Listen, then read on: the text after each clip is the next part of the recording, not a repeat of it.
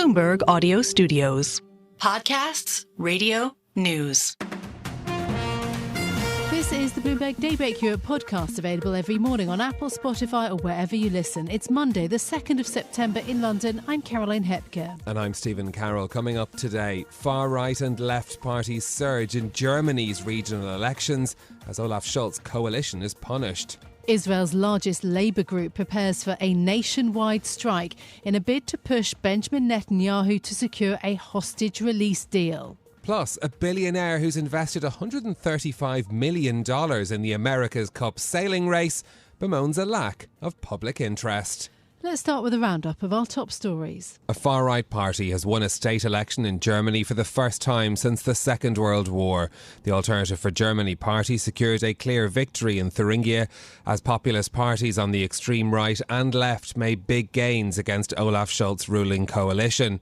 Former MEP from the centre-right CDU party, Elmar Brok, says the significance of the moment should not be underestimated. I'm very concerned about that. To have in Germany, especially in the former GDR dictatorship, strong non-democratic parties again is a question which we have to consider. Elmar Brok's comments reflect growing concerns among voters over the country's economy and approach to immigration. The results deal another blow to Scholz and highlight the risks his party faces ahead of a federal election due later next year. In France, Emmanuel Macron will meet former Socialist Prime Minister Bernard Cazeneuve today, as well as holding talks with Conservative politician Xavier Bertrand. It comes as the French president prepares to name the country's next Prime Minister. Macron could announce a decision in the next few days. According to a government official, Macron also plans to consult former presidents François Hollande and Nicolas Sarkozy on the decision. French politics has been in chaos since Macron called snap elections almost 3 months ago, in which no party won a majority in the National Assembly. Israel's largest union is poised for a nationwide strike today. The Labour group wants to force the government into a Gaza ceasefire and secure the release of hostages held by Hamas. Yesterday, hundreds of thousands of Israelis demonstrated in cities around the country after 6 hostages were found dead in Gaza. Sharona Lifshitz's father, Oded, is one of those still missing. She blames Prime Minister Benjamin Netanyahu for the latest deaths. I believe that he is an enemy of the people of Israel. I believe that those 6 people could have been with us. I believe all hostages could have been with us now, and they are not here because there is a kind of dance of death. Both the protests and the planned strike reflect deepening anger at Netanyahu, who has been accused of putting conditions into potential ceasefire deals that Hamas will not agree to. About 250 people were abducted on October 7th when Hamas stormed into southern Israel, killing 1,200 people. More than 40,000 Palestinians have been killed in the subsequent war in Gaza, according to the territory's health ministry. Now to other news. Inventories of key raw materials are piling up in China, the world's biggest commodities importer. More evidence of weak economic activity.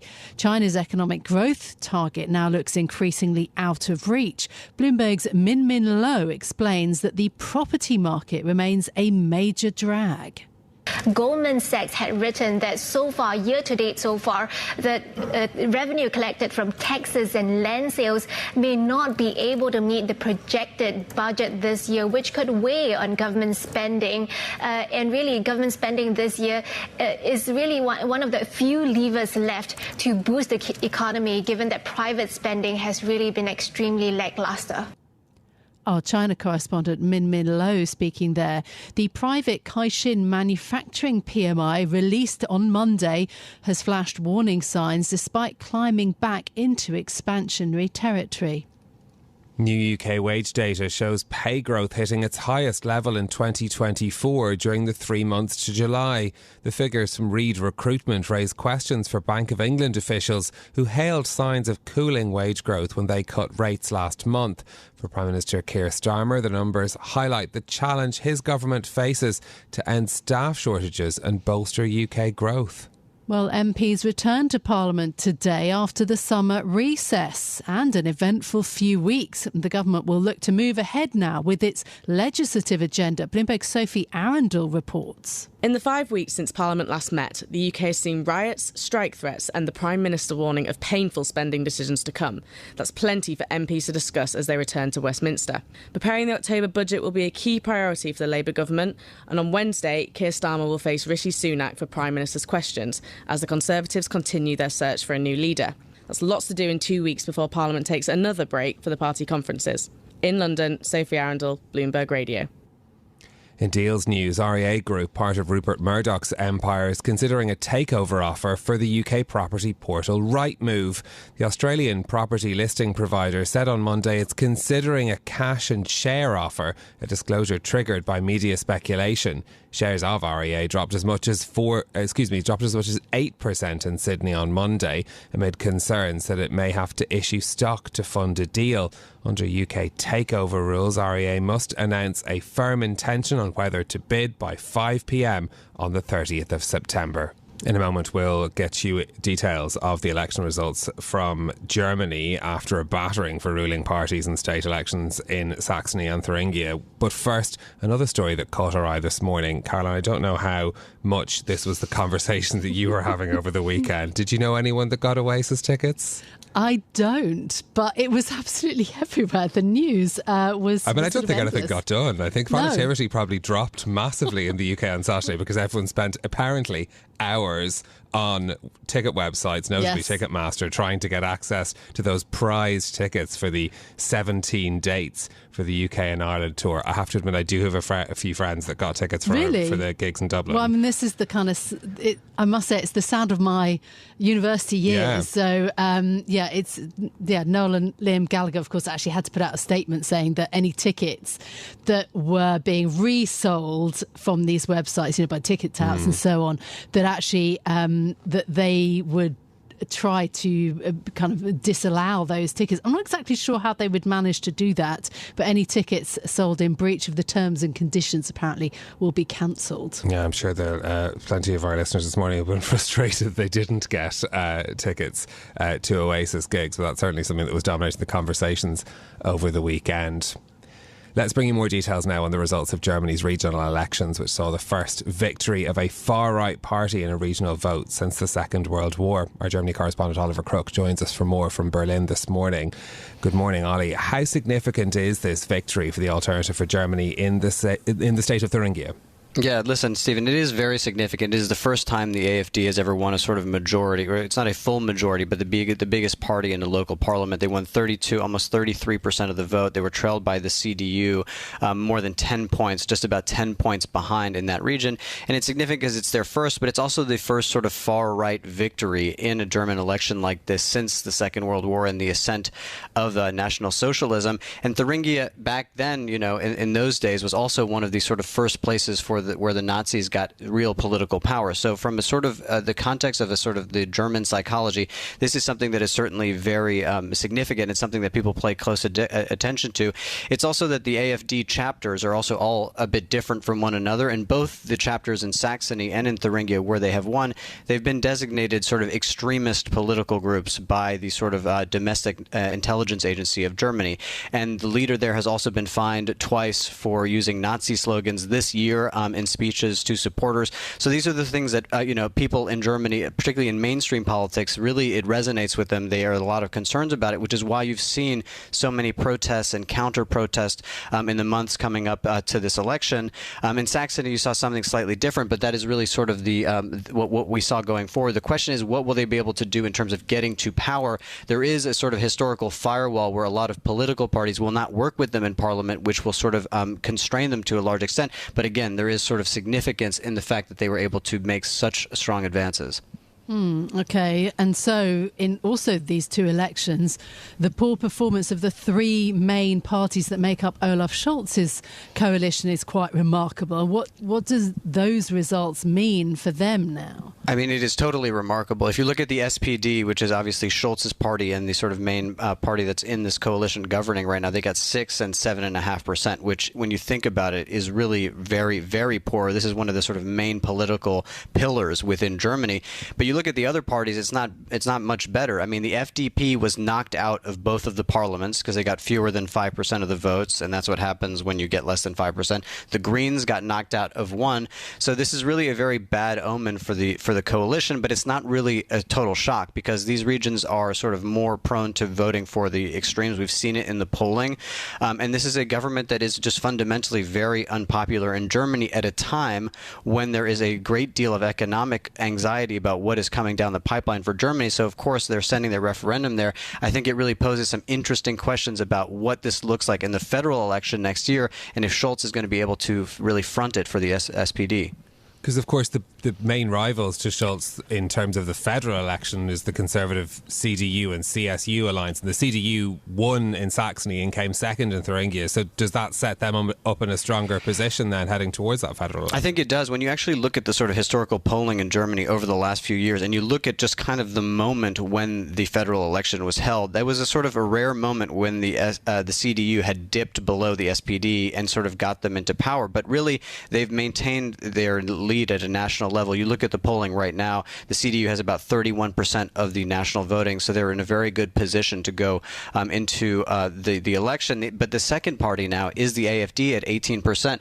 So there's a lot of interesting things that will be happening in the coming months in terms of seeing where the coalitions are built and also who is going to be the CDU candidate. We know that the head of the CDU right now is Merz, but could it also be Markus Söder, who's the head of the CSU down in Bavaria? And they said that they're going to put their candidate forward after the Brandenburg election, which is at the end of September. So we're waiting for that to happen because really the federal election is the next thing to watch for. Yeah, absolutely. Ollie, thank you so much for being with us this morning. Our Germany correspondent, Oliver Crook. Now, Switzerland's richest man has invested $135 million in a sailing race that some people, at least, have never heard of. Ernesto Bertarelli has joined the ranks of billionaires backing teams in the America's Cup, the final of which takes place next month in Barcelona. Bloomberg's Jonathan Browning has been writing about this and he joins us now for more. Johnny, good morning. Firstly, for those who might not know it, what is the America's Cup?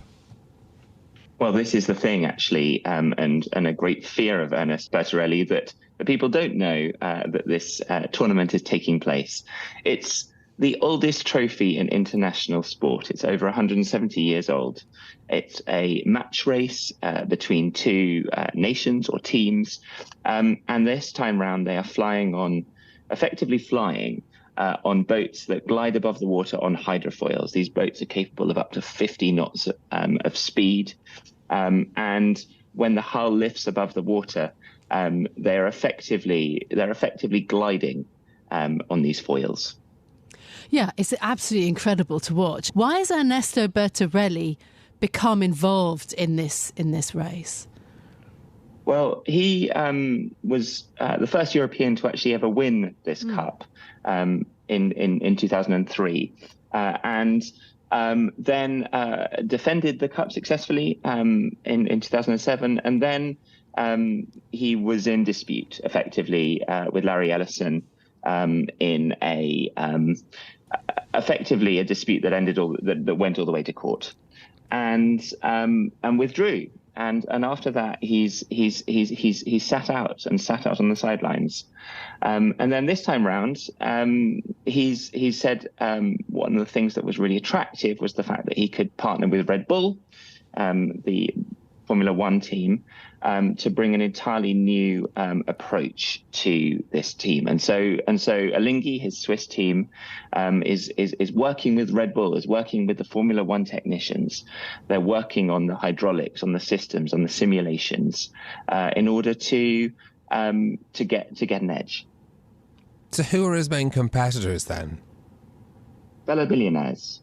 We have Jim Ratcliffe of Ineos, who himself also is involved with the Formula One team, McLaren Mercedes. And then there is the Prada chairman, Patrizio Bertelli.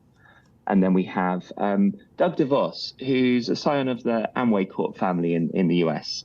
Then there is the French team and the defenders, New Zealand, the team that won the last race, and they get to organise the race. They get to make the rules. They get to the final, and they set the terms of the race. How have the early stages of the competition gone? Not so great for Bertarelli. He is 4-0 down in the round robin series, which is a series of races where everybody races against each other. And the team to beat at the moment is the Italian team led by Batelli. So a lot of billionaires' money, as you've outlined, involved in this race already. What about the commercial side of it? What's the kind of commercial future or ambitions for this competition? So Bertarelli has huge ambitions. He talks of Drive to Survive, which was this transformational Netflix series that completely hooked American audiences on Formula One, and says, why can't we have that for sailing? Well, there are TV cameras on the bases in Barcelona this time round. And he also talks about pre-regattas to stir up interest. He has actually, I think, an ambition for more teams to take place in order basically to let the rest of the world know that this is happening. He sees a scenario where we have a summer that has the Wimbledon tennis, it has the Olympic Games, and he said, well, why not the America's Cup too? This is Bloomberg Daybreak Europe, your morning brief on the stories making news from London to Wall Street and beyond. Look for us on your podcast feed every morning on Apple, Spotify and anywhere else you get your podcasts. You can also listen live each morning on London DAB Radio, the Bloomberg Business app and Bloomberg.com. Our flagship New York station is also available on your Amazon Alexa devices. Just say, Alexa, play Bloomberg 1130. I'm Caroline Hepker. And I'm Stephen Carroll. Join us again tomorrow morning for all the news you need to start your day, right here on Bloomberg Daybreak Europe.